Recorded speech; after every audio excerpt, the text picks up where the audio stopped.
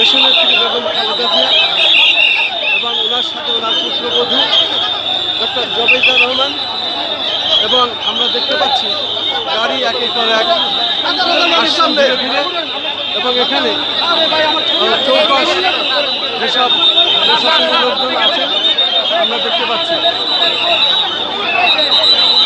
সামনে থেকে সবাই শুধু দর্শক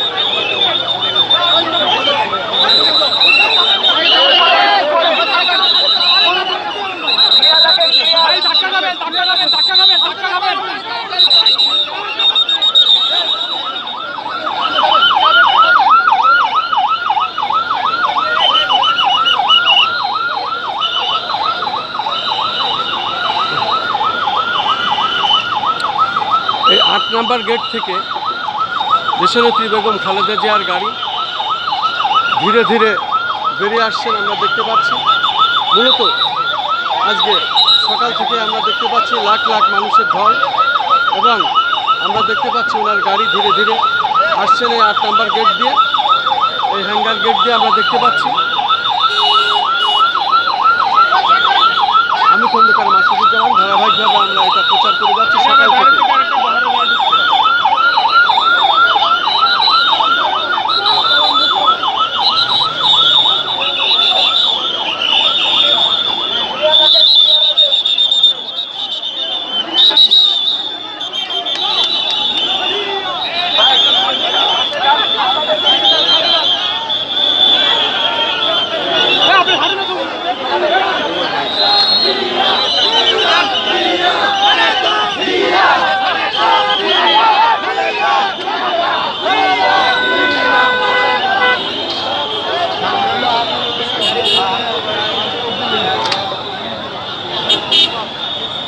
শুধু দর্শক সেই মাইন্ডখন এইমাত্র শেষ হলো। আমরা দেখতে পেলাম বেগম খালেদা জিয়া হাত নেড়ে নেড়ে গাড়ির সামনে আছেন, উনি হাত নেড়ে নেড়ে জানাচ্ছেন এবং আমরা সেটাই ধারণ করলাম। দেখতে পেলাম উনি গাড়ির ভিতরে সামনে আছেন এবং গাড়িতে হাত নেড়ে নেড়ে পাবলিককে, সাধারণ মানুষকে, জনতাকে উনি দেখাচ্ছেন। উনি এই ৮ নম্বর গেট দিয়ে এইমাত্র এয়ারপোর্ট থেকে বেরিয়ে আসলেন।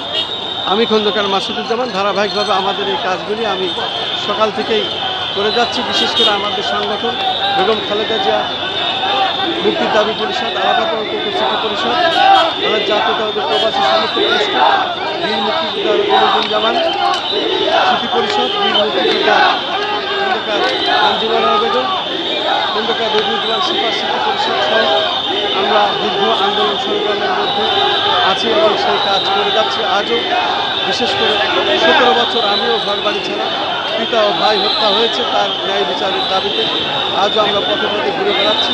যেহেতু আপসীন দেশনেত্রী বেগম খালেদা জিয়া সাবেক ভারতের প্রধানমন্ত্রী দেশে এসেছে, হয়তো বা পর্যায়ক্রমে আমাদের সকলেরই ন্যায় বিচার হবে, ন্যায় বিচার হবে, সেই আশায় আমরা আজও বুক বেঁধে আছি এবং আমরা আমাদের আন্দোলন সংগ্রাম চালিয়ে যাচ্ছি।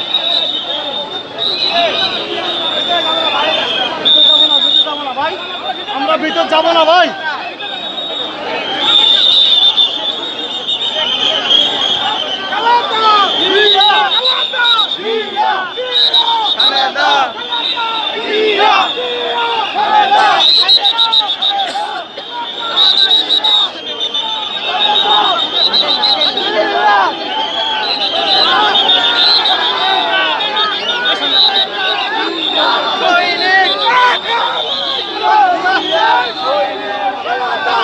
শুধু দর্শক বেগম খালেদা জিয়ার গাড়িটি আমি দেখলাম এবং এই গাড়িতে উনি আছেন, উনি হাত নেড়ে নেড়ে সবাইকে শুভেচ্ছা জানাচ্ছেন। উনি বাংলাদেশের মাটিতে প্রবেশ করেছেন, সেটাই হলো আমাদের জন্য বড় গর্বের, আনন্দের এবং ভাগ্যের।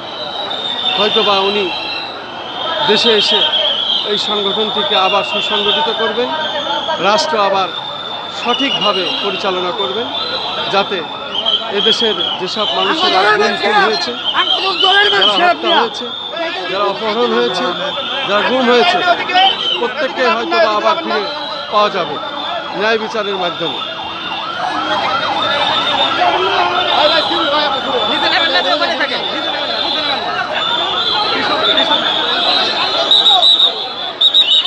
দেখতে পাচ্ছি দেশনেত্রী বেগম খালেদা জিয়া